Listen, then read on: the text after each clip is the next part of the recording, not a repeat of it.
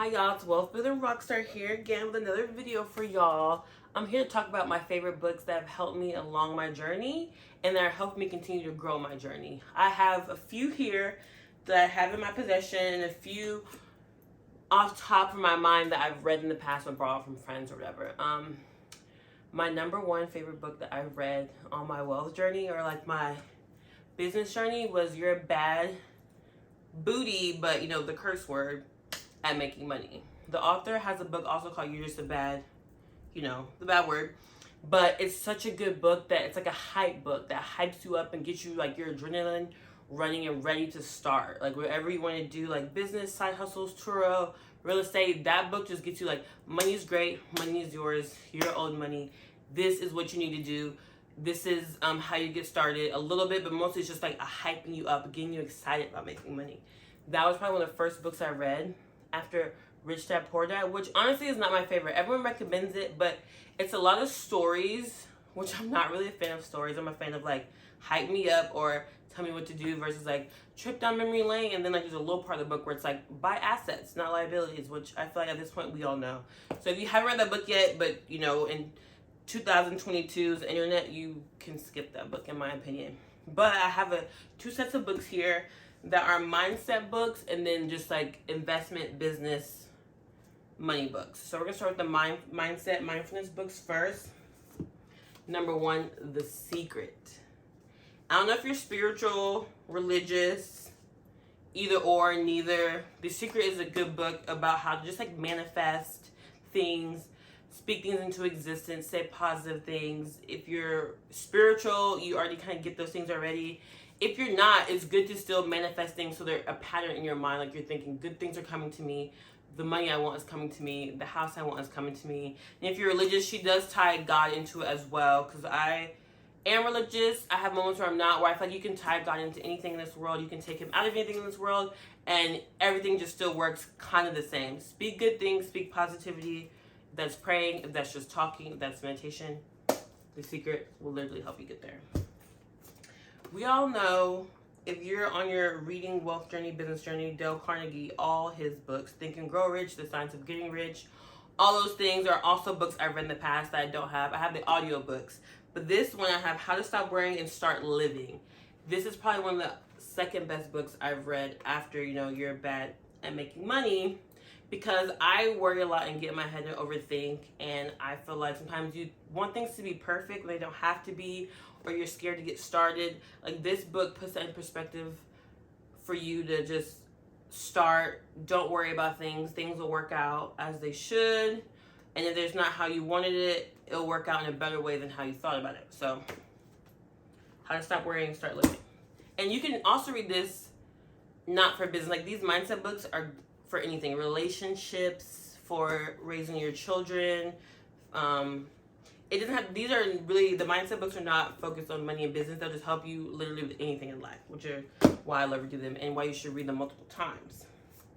Project 360 honestly might be a dropship product, but it's like a journal, a manifestation journal. It gives you prompts, it gives you aligned numbers, it helps you visualize, which I wasn't doing in the beginning of my meditation journey. I was just like meditating and asking for things, but it's important to visualize and write out what you're visualizing.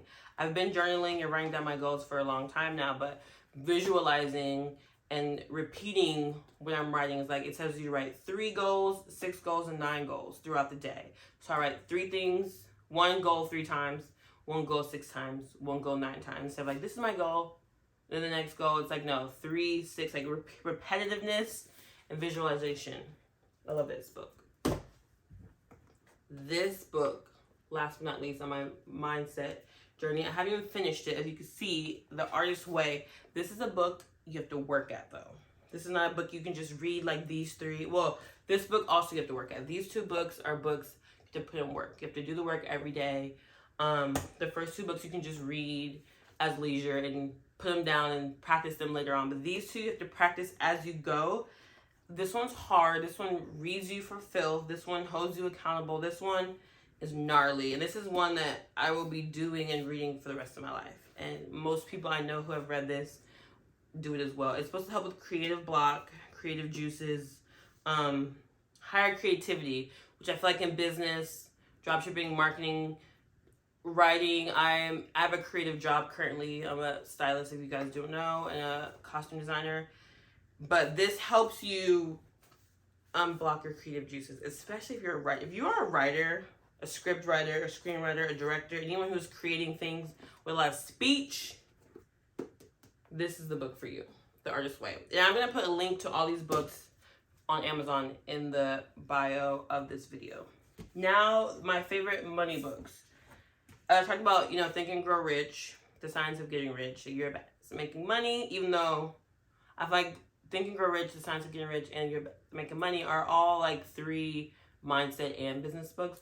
But these are ones that are like specifically more on the money end.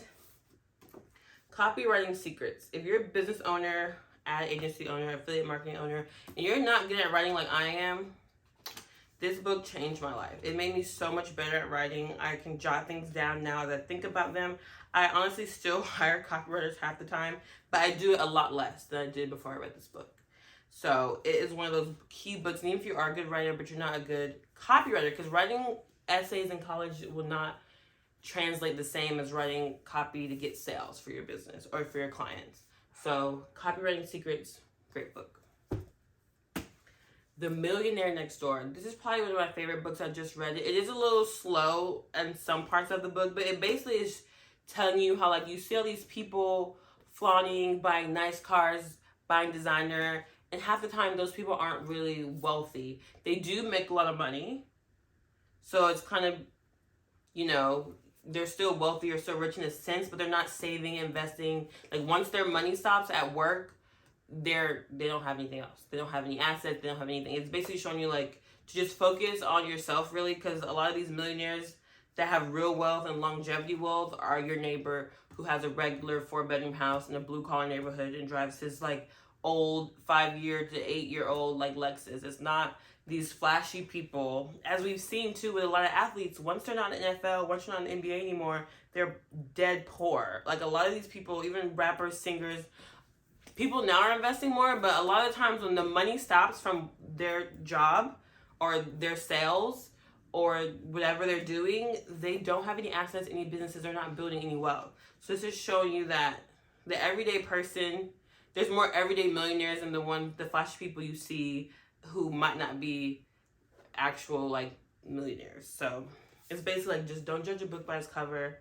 The grass is not always green on the other side. Like, you're doing what you're supposed to do. $100 million offers. This book is golden. I just read this book. I just finished it like a few weeks ago.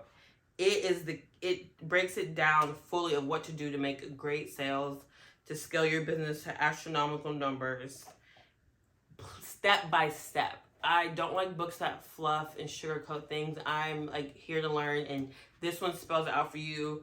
I will probably read this book so many more times and use it every day of my life. Like, this is a book, if you're a business owner, if you're an agency owner, like, you need this book. And the book I'm currently reading right now, We Should All Be Millionaires. This is more catered to people of color or women. It talks about how society conditions to tell women, people of color, that we're not meant to be millionaires, or to save that for, the white men and men in general. And it just tells you, no, like, we should all be millionaires. There's an abundance of wealth. There's an abundance of everything on this earth. Like, you'll learn from The Secret that we should all get it. And even though it's catered to POC and women, I do think it is helpful to read too if you are a white man or, a woman that's not of color, because if you're having a down day where you're not feeling successful like you have it, like, this book is kind of a perspective. Like, there's really nothing against you that is why you shouldn't have it. So I feel like it still could be a pick you up for anybody. Like, if society is destined for you to be rich, then you can be rich. If even the society is not destined for you to be rich, the fact that people are getting rich of any color, any race, or any gender lets you know that it can be done.